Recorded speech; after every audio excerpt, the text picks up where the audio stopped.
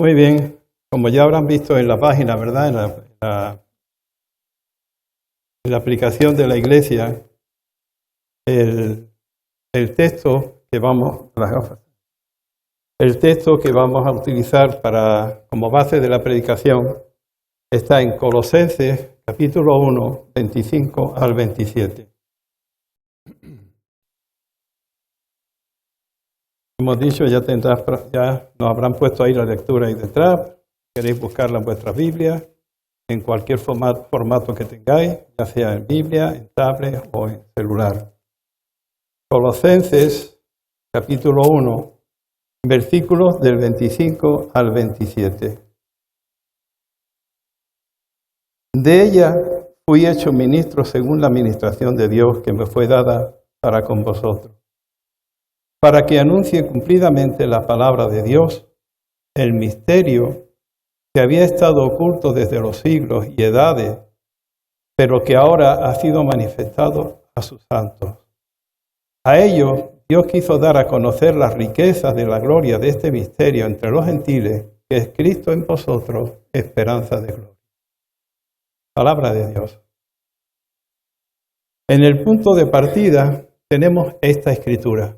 A continuación iremos exponiendo otras escrituras. En principio, de manera así rápida, como dice un famoso predicador, abuelo de pájaro, el tema central, voy a hablar un poco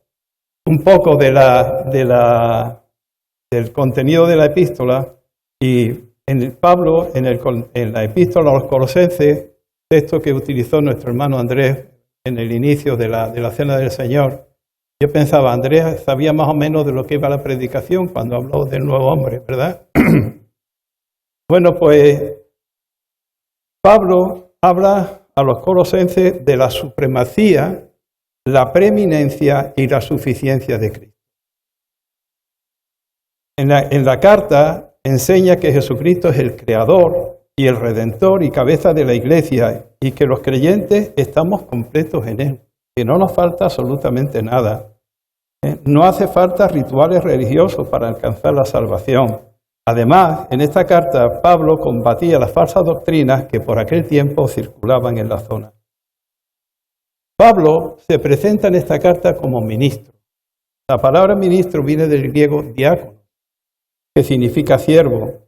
Pablo no se presenta como una autoridad, sino como un siervo en esta carta. Como su autoridad, como Pablo nos dice, su autoridad no venía de sí mismo, sino que esa autoridad venía de Dios. En el versículo 25 dice, de esa iglesia fui hecho servidor según el encargo que Dios me dio, para vuestro bien de anunciar cumplidamente la palabra de Dios. Ese era el ministerio de Pablo, y así Pablo servía a las iglesias. El apóstol establece el propósito de su vida, ser un siervo de la iglesia para revelar el misterio oculto de antes de los siglos, como hemos leído en el versículo 25, ¿verdad? Dice, de ella fui hecho ministro según la administración de Dios que me fue dada para con vosotros, para que anuncie cumplidamente la palabra de Dios. Así que Pablo se consideraba como un siervo para la iglesia, para predicar la palabra y para enseñar. El propósito de su vida es ser un siervo para revelar el misterio que estaba oculto de antes de los siglos. Pablo está hablando de un misterio que nunca se había conocido a lo largo de toda la Biblia. Ese misterio no aparece en el Antiguo Testamento hasta que llega Jesucristo y se revela ese misterio. Cristo en vosotros, la esperanza de gloria. Fijaros qué cosa, ¿verdad? Un misterio que estuvo oculto y ha sido revelado para nosotros. Y Pablo se encarga de revelar ese misterio. Pablo dice que ese misterio es central o fundamental para la vida cristiana. Y en principio, en el versículo 27, Pablo decía que era para todos los gentiles. Pero claro, si nosotros pensamos un poco, si ese misterio solamente era para los gentiles, ¿qué pasa con aquellos que no lo eran? ¿Ah? El mensaje era realmente para todos. ya sean gentiles o ya sean judíos. El misterio era realmente para todos. El plan definitivo de Dios no era crear dos pueblos, sino uno solo, un solo pueblo. Derribar el muro de separación para unir judíos y gentiles. Ese era el plan de Dios con el Evangelio. Un solo pueblo, una nueva comunidad, una iglesia. Ese era el propósito de Pablo. Si queréis podemos buscar en la carta a los Efesios, capítulo 2,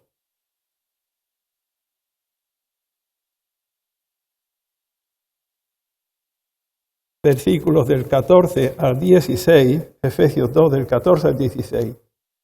Leemos: Él es nuestra paz, que de ambos pueblos hizo uno, derribando la pared intermedia de separación, aboliendo en su carne las enemistades de la ley, las enemistades, la ley de los mandamientos expresados en ordenanza, para crear en sí mismo de los dos un solo pueblo y nuevo hombre haciendo la paz, y mediante la cruz reconciliar con Dios a ambos en un solo cuerpo, matando en ella las enemistades. Un solo pueblo, la iglesia. Un solo pueblo, la iglesia. Pablo en la carta enfatiza a los gentiles porque la iglesia estaba compuesta en Colosa, la iglesia estaba compuesta mayormente por gentiles. No había, por lo que se puede saber, la mayoría eran gentiles. En el versículo 26, el apóstol Pablo se refiere al misterio como el plan oculto que Dios tenía, ¿verdad? Es un plan eterno que Dios tenía oculto, que consiste en que Cristo mismo habita en la vida del creyente. Es Cristo quien habita en la vida del creyente. Y habitar significa vivir. Ese es el misterio que Pablo está enseñando en la carta a los Colosenses. El misterio es Cristo en vosotros, la esperanza de gloria. En es una preposición que significa dentro de. En griego se pronuncia exactamente igual, pero con caracteres distintos. La E es la éxilon y la N es la ni. Se pronuncia en y que significa también dentro de. Dentro de. Es Cristo en vosotros, dentro de vosotros la esperanza de gloria. La clave para vivir nuestra relación con Dios, nuestra relación con Dios según su voluntad es entender este misterio. Y el misterio es Cristo en ti, dentro de ti. Esa es la clave. Nosotros no imitamos a Cristo. Él nos habita. Nosotros no imitamos a Cristo. Él nos habita. Es decir, Él vive dentro de nosotros. Desde el principio del tiempo fue el plan de nuestro Padre Celestial poner a su Hijo eterno en cada creyente. Ese fue el plan de Dios Todopoderoso. Desde el principio, porque el principio es eterno. Y su plan fue poner a Cristo en cada creyente. Si somos cristianos, si somos creyentes, toda la plenitud de Dios vive en nosotros. Todo Padre, Hijo y Espíritu Santo vive en nosotros, si somos creyentes. Es Cristo en ti. La vida de Cristo se vuelve tu vida. La vida de Cristo se vuelve tu vida. Y Cristo vive en nosotros. Y vivir es Cristo. Vivir es Cristo. Dios quiere revelarse a sí mismo. Dios quiere revelarse a toda criatura. Lo hizo en su Hijo Jesucristo. ¿Y ahora cómo lo hace ahora? Lo hace a través de ti, que eres creyente. Y Él quiere revelarse a través de ti. ¿Y a quién quiere revelarse? A todos los que están a nuestro alrededor. Dios quiere que todas las personas que están a nuestro alrededor puedan ver en nosotros expresado o manifestado el carácter de Cristo. Él quiere que por medio de nosotros, la familia, pueda ver a Cristo en nosotros. Nuestra familia, nuestros vecinos, puedan ver a Cristo en nosotros. El Evangelio es Cristo. El Evangelio tiene que ser explicado, pero vivido por el portador, por el que lo lleva. El Evangelio es vida. Y todo lo que manifestamos cuando predicamos el Evangelio lo tienen que ver a través de nosotros. Cristo vive en ti. Y Cristo se manifiesta a través de ti. Cristo manifiesta el amor en nuestra vida. ¿Y cuál es el amor que manifiesta? Su amor a través de nosotros. Es difícil entender, y a mí me cuesta trabajo, por supuesto, y me costó trabajo entender, cómo un Dios santo, 3 veces santo, puede habitar en un cuerpo hecho de polvo. Eso es como es. Sorprendente, ¿verdad? Ese misterio. Cómo un Dios tan grande y tan santo puede habitar en un cuerpo hecho de polvo. Saber que Cristo mora en el creyente es la garantía y la seguridad de que compartiremos su gloria eterna, de que compartimos ya su gloria eterna, porque estamos en el eterno. Si Cristo es eterno y nosotros estamos en Cristo, estamos en el eterno. Efesios 1, del 13 al 14.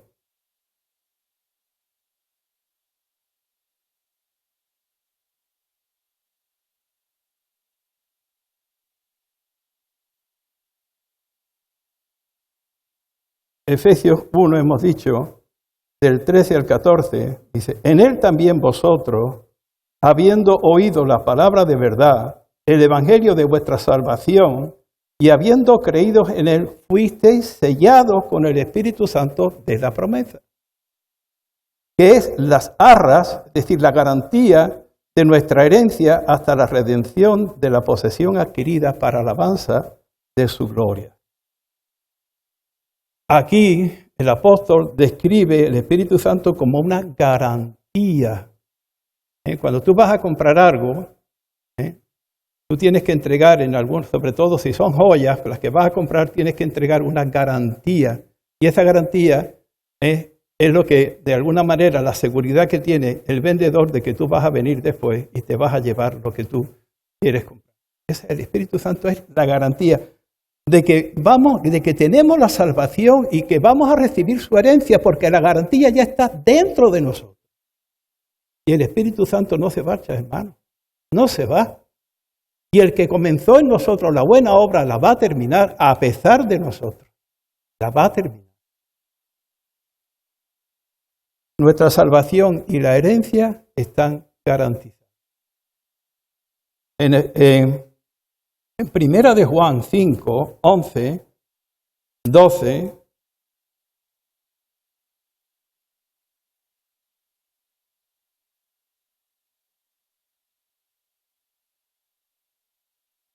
digamos, primera del apóstol San Juan, capítulo 5, versículos del 11 al 12.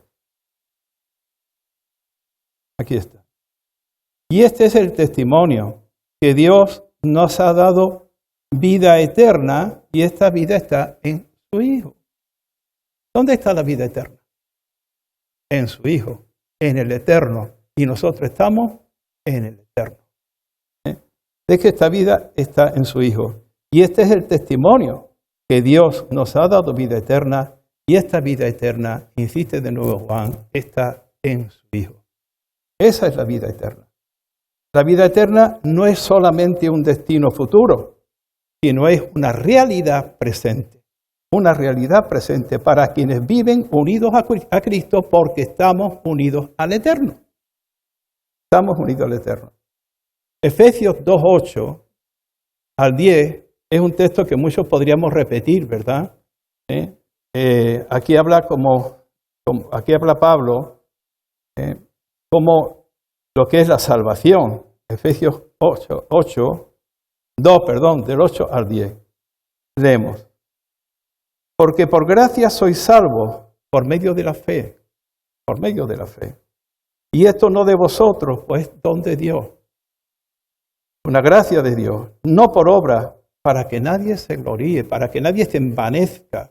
Para que nadie se envanezca.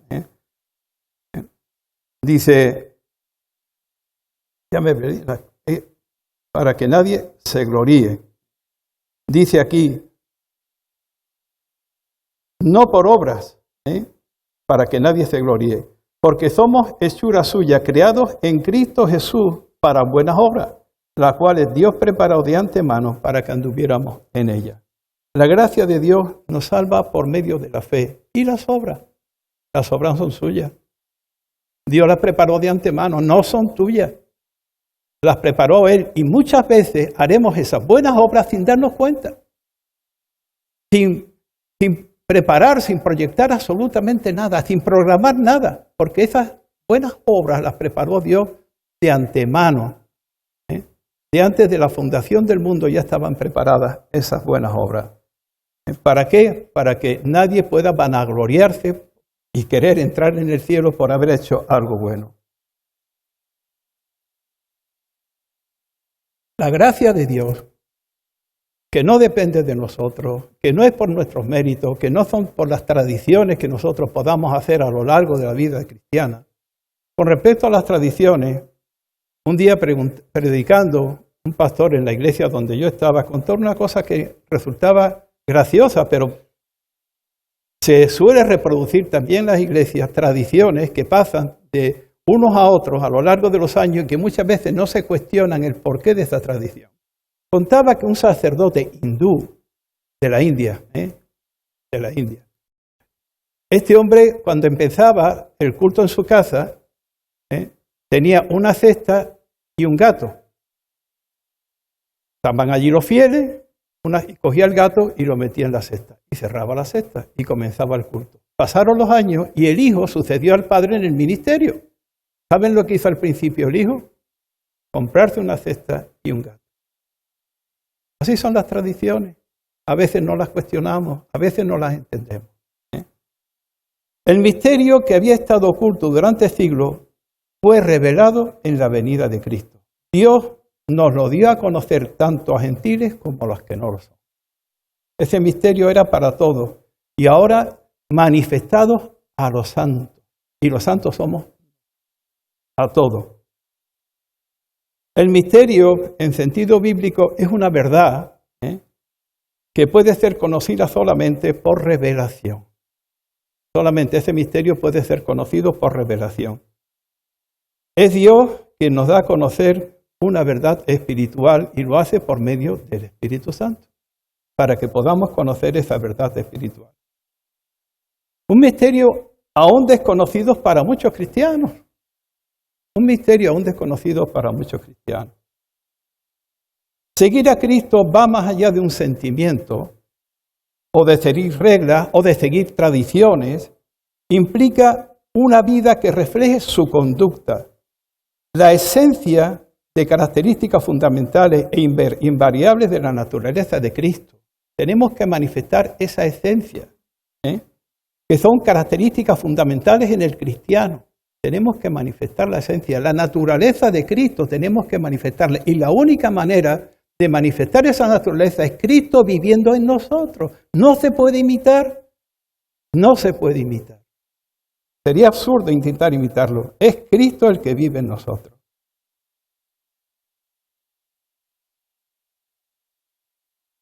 La obra creativa del Espíritu Santo es implantar la vida de Cristo en el creyente regenerado. ¿Qué es regenerado? Nacido de nuevo. Esa es la obra del Espíritu Santo. La obra creativa del Espíritu Santo es implantar la vida de Cristo en el creyente regenerado. Efesios 3:19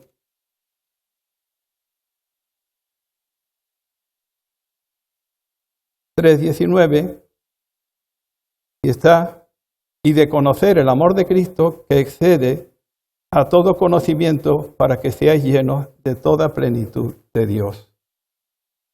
Cuando Cristo entra a vivir en el creyente, toda la plenitud de Dios está disponible para nosotros. Toda la plenitud de Dios está disponible para nosotros.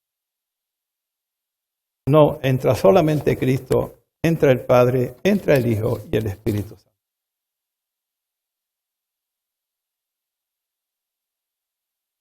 Produce tranquilidad y es maravilloso saber que Dios controla nuestra vida.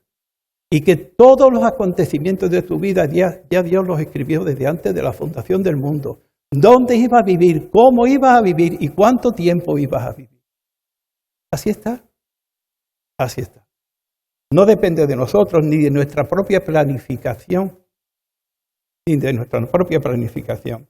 En vez de preocuparnos por todo lo que tenemos que afrontar en esta vida, que son muchas cosas, el reto consiste en entregarle a Dios el control de toda área de nuestra vida. No dejar escondido nada para nosotros, sino entregárselo a Él. Toda área de nuestra vida. Es una tentación en la que hemos caído muchas veces los cristianos, tratar de hacer por nosotros mismos lo que solo Dios puede hacer. Voy a hacer la obra de Dios, pero ¿qué obra vas a hacer si solamente la puede hacer Dios? Si no está en nosotros hacer esa obra, si no es Cristo quien lo hace, y Cristo es el que glorifica al Padre, no nosotros. El Padre solamente recibe gloria de Cristo y solamente se comunica con Él y a través de Él.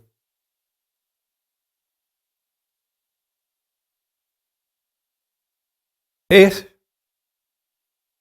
una tentación tratar de hacer por nosotros mismos lo que solamente Dios puede hacer.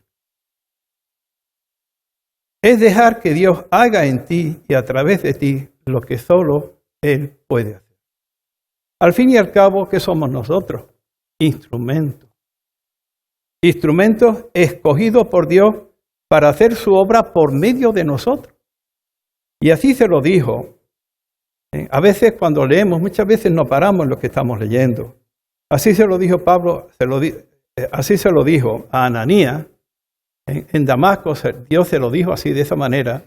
Cuando le dice que vaya a ver a Pablo de Tarso, que estaba orando, claro, Ananías tuvo miedo porque sabía lo que venía. Sabía que venía a matar cristianos, a llevarse cautivos cristianos, a quitarle sus propiedades y a maltratarlos. Eso es lo que venía a hacer el apóstol Pablo.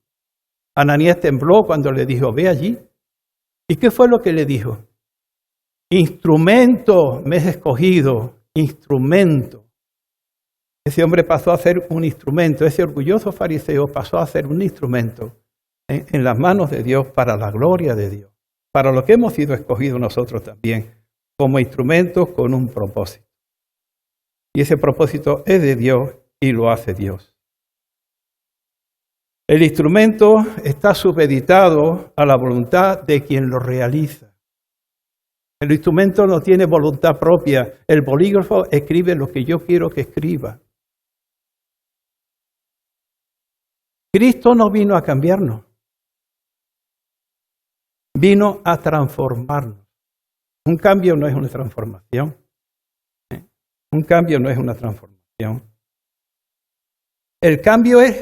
La transformación es radical. El cambio a veces es superficial.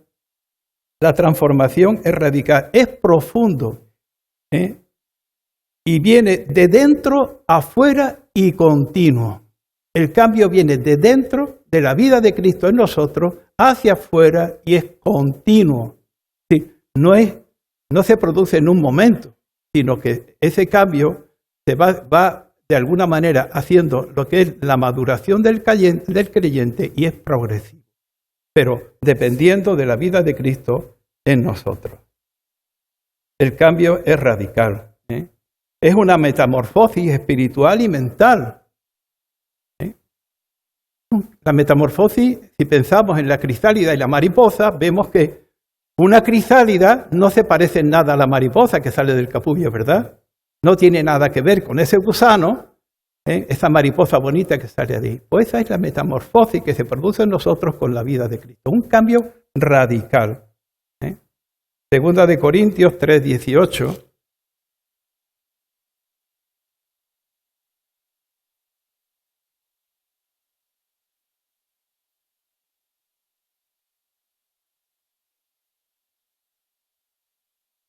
Por tanto, nosotros, todos, mirando con el rostro descubierto y reflejando como en un espíritu la gloria del Señor, somos transformados de gloria en su misma imagen por la acción del Espíritu Santo. Siempre por la acción del Espíritu Santo.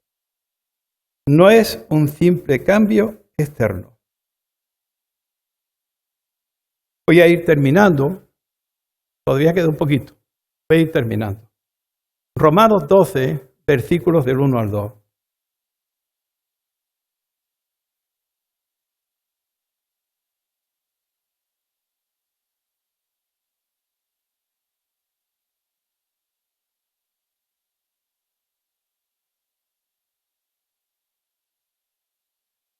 Por lo tanto, hermanos, os ruego por la misericordia de Dios que presentéis vuestros cuerpos como sacrificio vivo, santo, agradable a Dios, que es vuestro verdadero culto.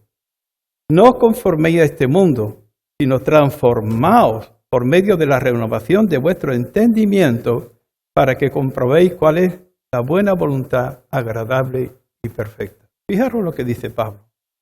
¿A qué está haciendo Pablo aquí referencia? Al sacrificio, ¿verdad? De ese cordero pascual. Pero a diferencia de ese sacrificio, nosotros somos un sacrificio vivo. Santo porque hemos sido purificados por la sangre de Cristo y ya somos agradables a Dios.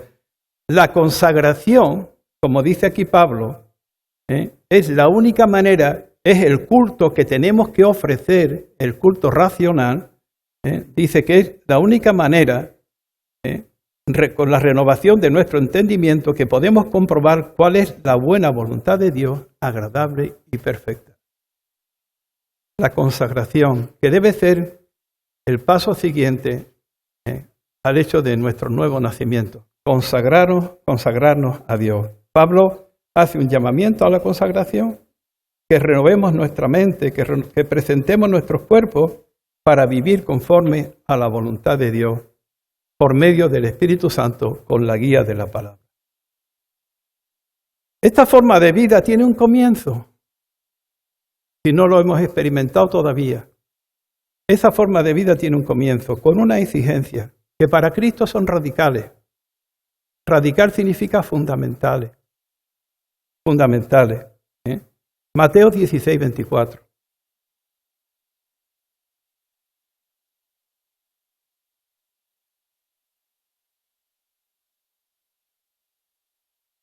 Mateo 16, 24. Entonces Jesús dijo a sus discípulos, si alguien quiere venir en pos de mí, niéguese a sí mismo, tome su cruz y sígame, porque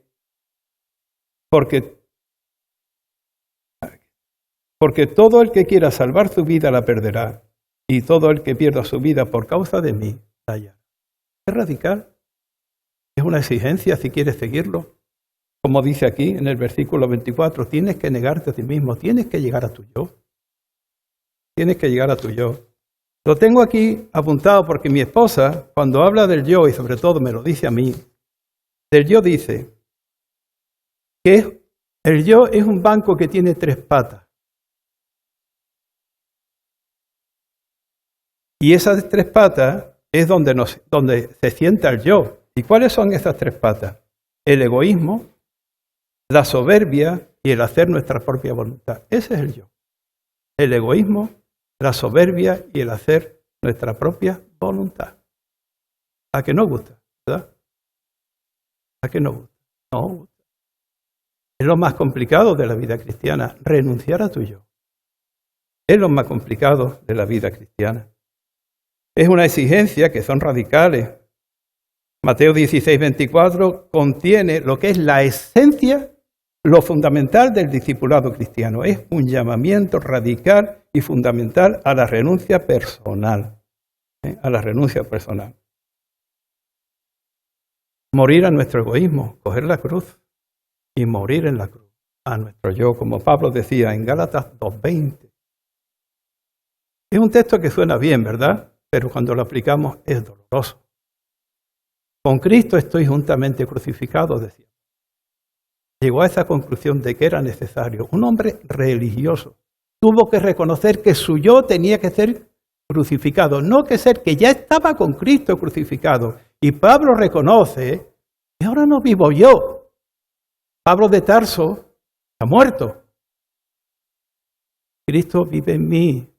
Y lo que ahora vivo como ser humano, como persona, lo vivo confiando o entregando en el Hijo de Dios que me demostró que me ama. ¿Cómo me demostró que me ama?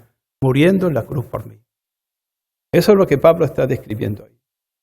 O preferimos vivir con un corazón, como lo define Jeremías en el capítulo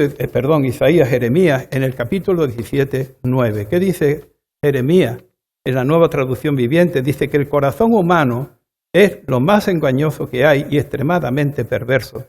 Hermanos, confiar en el corazón es solo otra forma de confiar en el ser humano. Confiar en tu propio corazón, en tu alma, es otra forma de confiar en el ser humano. Si desplazamos el yo de nuestra vida, a veces nos hacemos una serie de preguntas. ¿Quién soy yo?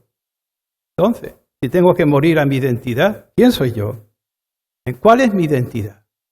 Tenemos todos una identidad administrativa. Nombre, apellido, DNI, padre y madre, naturaleza.